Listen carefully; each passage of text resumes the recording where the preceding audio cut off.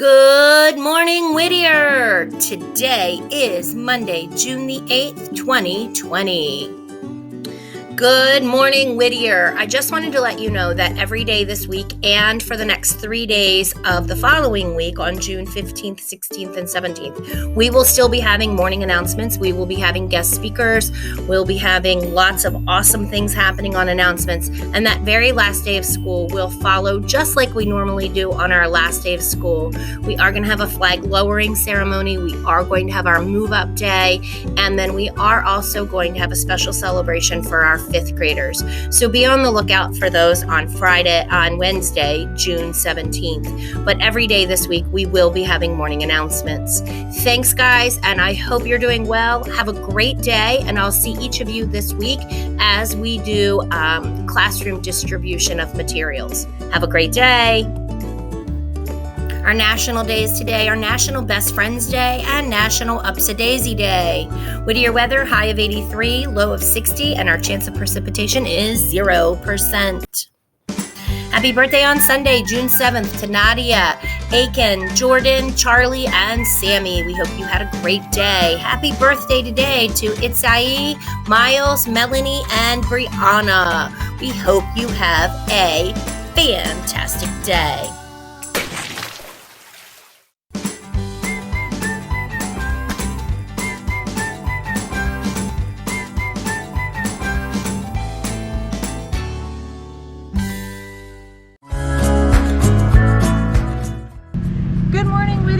It's Miss Wilson, and I'm coming to you from my parents' farm. We came here to help take care of some of their pets. Do you have any pets at your house?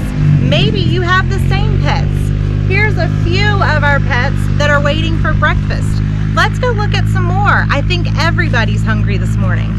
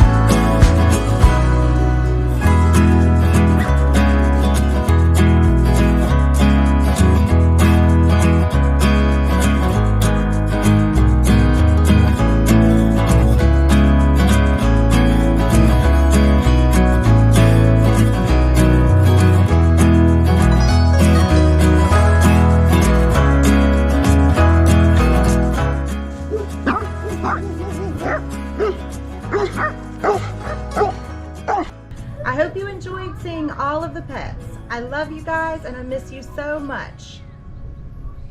Have a great week, Whittier. What 8-letter word still remains a word after removing each letter from it? Starting.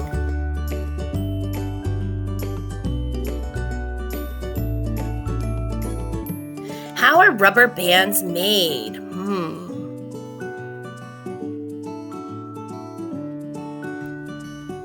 Have you ever noticed how many uses rubber bands have? They're some of the handiest supplies around. They can hold your hair back. They might stop your glasses from falling off. They can be a storage system, a pencil grip, or even an eraser. Yes, rubber bands are pretty useful. But have you ever wondered how they were invented? The story of these stretchy, bouncy, durable bands goes back thousands of years. Experts believe it began in the regions that many today call Mexico and Central America. There, ancient civilizations harvested latex from rubber trees. To make this material less brittle, they mixed it with juice from the morning glory vines. This blend was easier to shape. It was also strong and waterproof. The Mayas, the Olmecs, and the Aztecs all used this rubber to make everyday items like shoes. They also turned it into balls for their sporting events. Early European explorers to the Americas were intrigued by these creations. They'd never seen rubber before. Many of them took rubber goods from the Americas back to Europe. However, it would be many years before they learned to make usable rubber of their own. Thomas Hancock made the first known rubber band in England in 1843. He did so by slicing a rubber bottle from the Americas into bands. Hancock's invention wasn't as stretchy or bouncy as today's rubber bands. In 1845, Thomas Perry improved the creation through a process called vulcanization.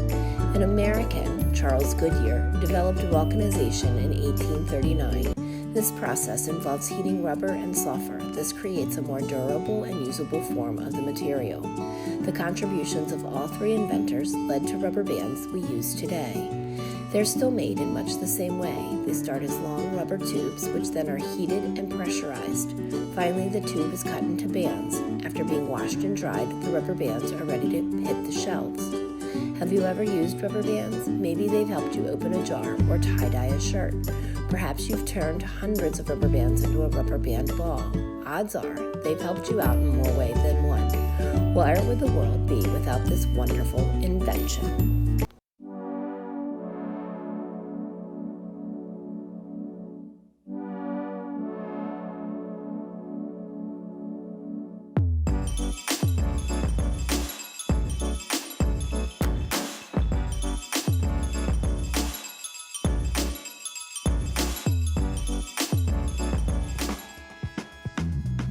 The kneading process generates heat which softens the rubber, making it easier to form into dough.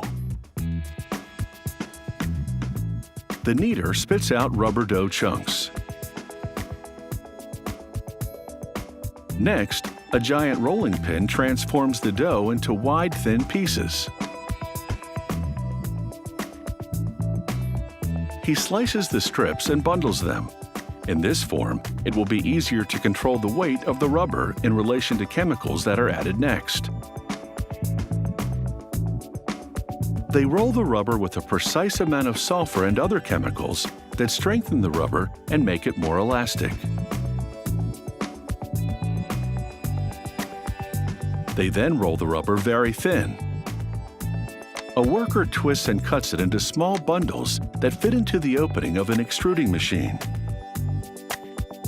It forces the still warm and malleable rubber through dies to shape it into long, hollow tubes. The extruder injects air and talcum powder into the tubes to keep the walls from collapsing and sticking together while warm. The tubes cool down in a trough of water, and they deflate as the injected air dissipates. Next, these aluminum poles will serve as molds for the tubes during curing, giving them the correct shape and diameter. The worker slides the tubes onto the molds. The talcum powder injected into the tubes during their extrusion will also act as a release agent, keeping them from sticking to the molds during curing. They load the tubes into a steam oven, and the intense heat vulcanizes the rubber to boost its tensile strength and elasticity.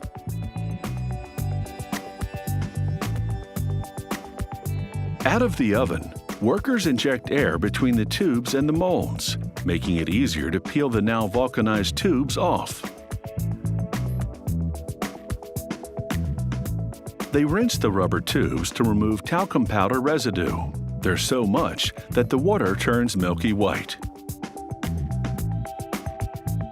They hang the rubber tubes to drain away some of the water. By the time they're ready to cut, they're a bit too dry, so a worker splashes water onto them. With the tubes moistened, the next operation will run more smoothly. He feeds several tubes at once to a rotating blade which carves them. This creates elastic bands that are exactly the same width. In this case, that's 1.5 millimeters, an average thickness for a rubber band. With this system, they can cut 500,000 rubber bands in an hour.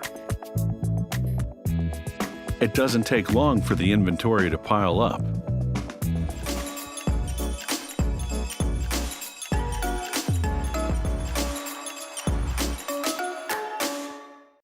Answers to daily Disney trivia from last week. Mickey Mouse made an appearance as a stuffed animal in Wandering Oaken's Trading Post. Oswald the bunny was Walt's first character. And while Mrs. Schweigrath loves the parks, it's about the leadership development that Disney employs. They believe in customer service. Did you know that they have trash cans every 6 feet? Yesterday's word was compunction, anxiety arising from awareness of guilt. Today's word comes from Webster's, and that word is rendition.